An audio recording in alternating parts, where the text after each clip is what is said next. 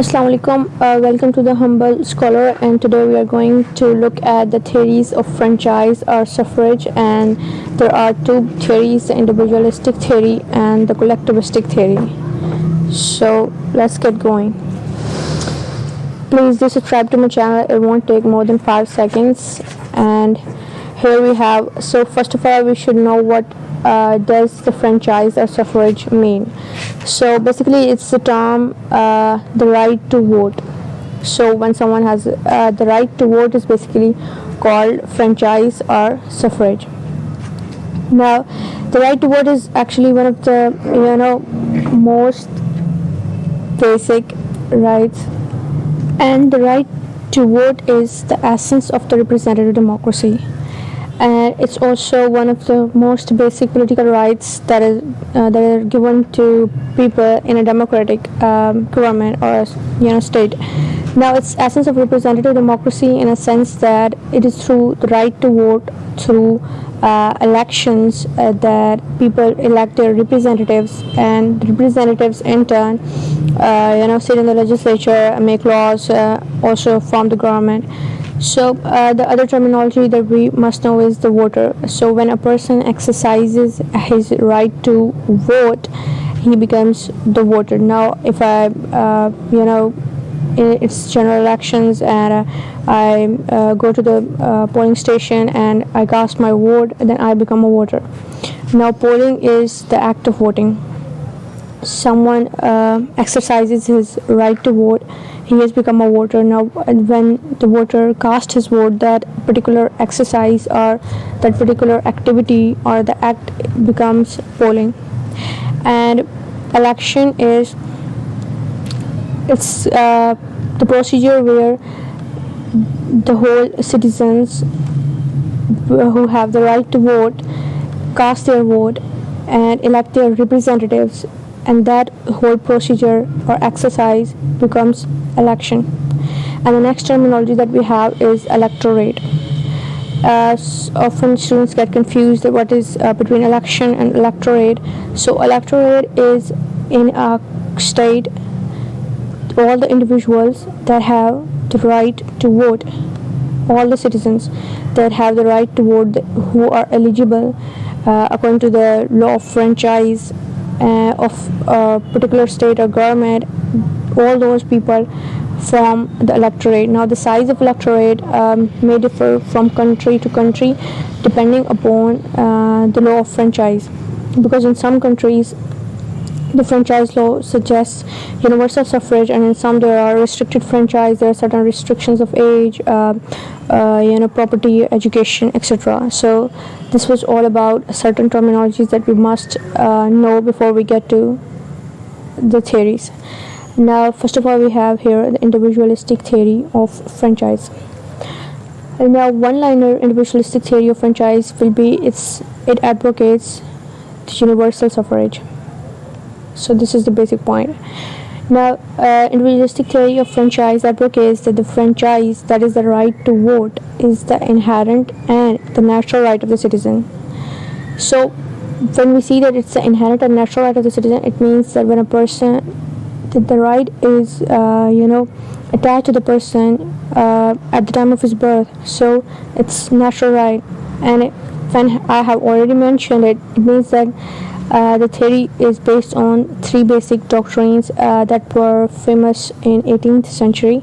The first one is the theory doctrine of natural rights, which is the right to life, right to liberty, right to property. These were the theory of natural rights were actually expounded by John Locke, and this is what the natural rights suggest. And then here comes another doctrine, that is the equality of men, that all men are equal. All men are equal, so politically, and there is no superiority, there is no discrimination. And here the other doctrinal principle is the popular sovereignty or the general will. The popular sovereignty concept suggests that the power or the authority resides with people, and it also means that the governors should govern according to the consent of the people. So the will of the people is actually what matters in a state. and this is the general will. The general will is the will of the people, the will in which everyone's consent is included. So individualistic theory of franchise is based on all these three doctrines of natural rights, of equality of man, and popular sovereignty. So the laws are as the expression of the popular sovereignty are only justified when there is everyone has the right to vote. Now what this statement suggests actually is that when people elect their representatives and those representatives sit in the legislature and they make the laws, then only then laws become the expression of popular sovereignty. Popular sovereignty is authority of the people. So it means that what touches all should be decided by all. It means that when the laws made by the government, when the policies made by the government touches all, it means affects everybody in the state. It means the government or the representatives should be decided by all. This is what is suggested and expounded. So, Lasky gives us the historical justification of universal suffrage. Universal suffrage in the sense that everybody should have the right to vote and it's the natural right of the citizen. So Lasky gives us a historical justification in a sense, and he says that over a period of history we have seen that the people who are the unrepresentative interests, or the people who did not participate in selecting electing the representatives, who do not participate in the share of political power, they are their interests are unrepresentative interests, and they are usually neglected by the government. For example, if the women do not have the right to vote, and it has been the practice in the past, and when the women are not sitting in the legislature, it means their interests won't be included in the policy of the state much as compared to if the women are the representatives sitting in the legislature.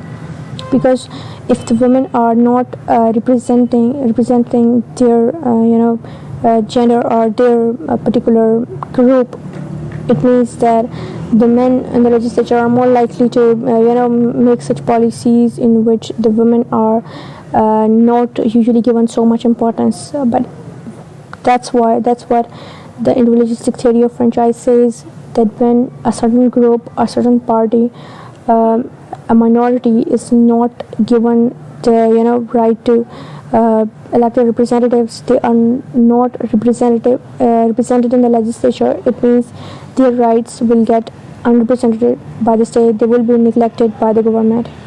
So this is all about the individualistic theory of franchise. So actually the essence of this theory is that everybody has the right to vote, and it's the natural right of the citizen. Now the next theory, that is the collectivistic theory of franchise. Now the collectivistic theory of franchise says that the doctrine of the natural rights is not acceptable, because if we accept the doctrine of the natural rights, that the right to vote is a natural right, it means that we will have to give the right to vote even to the people who are not able to exercise it, like minors, minors in a sense, children or lower age citizens. So minors, we will have to give the right to vote to the minors, to the wicked, who are people who are mentally unstable. So, but we see that the reason and the morality here do not let us give these kind of people the right to vote, because they are not fit to elect their representatives, so they are not even able to exercise their vote. So it means the doctrine of the natural rights is not acceptable. So what the collectivistic theory of franchise suggests is that franchise, the right to vote, is a privilege, it's a favor, it's kind of a public duty, it's not the natural right.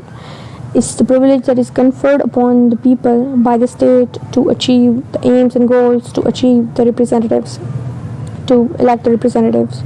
So it's kind of a public duty. So it means that the franchise is restricted franchise. Collectivistic theory suggests that there would be some people who would be unqualified, they won't be eligible to vote. Not everyone is eligible to vote. And what are those restrictions? Those restrictions can be of education, of age, of property, ignorance, knowledge, etc.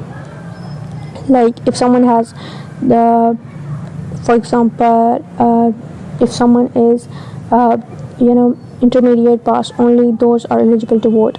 So this can be a restrictions. So this kind of collectivistic theory has been supported by John Stuart Mill, Sir Henry Maine. These are also supported by Nazis, on the basis of Nazism of Germany. Oh, it got a little weird.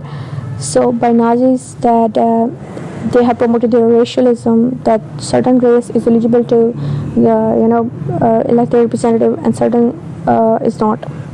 So they promoted racialism through being the advocate of the collectivist theory of franchise.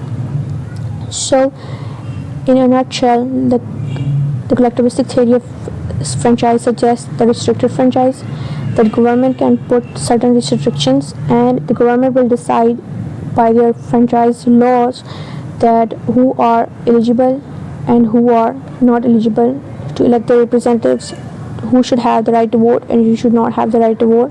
And these restrictions can vary. But today in the modern world, we see that the need of the universal suffrage has been identified, and today the modern states do not go to the two extremes of these theories, but they take a middle approach, and that is not exactly completely giving everybody the right to vote and not